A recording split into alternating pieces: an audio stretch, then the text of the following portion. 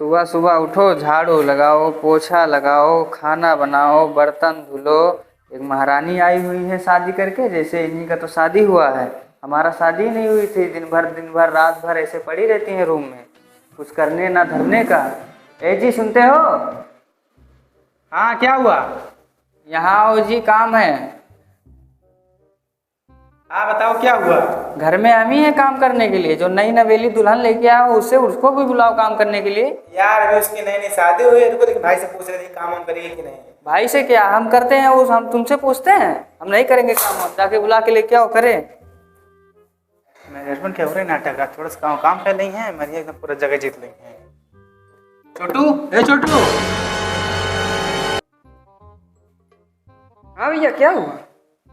तुम्हारी भाभी सुबह से बड़बड़ा रही हैं, छोटकी को भेज दो, भाभी के सामने थोड़ा काम हम कर लें। अरे भैया, उसके कमर में दर्द हो रहा है, आप समझ सकते हैं भैया। अच्छा ठीक है, तुम्हारी भाभी से बोल देंगे छोटकी कमर में दर्द हो रहा है। ऐसा ठीक है, जा रहे हैं। ठीक है भैया, जाइए।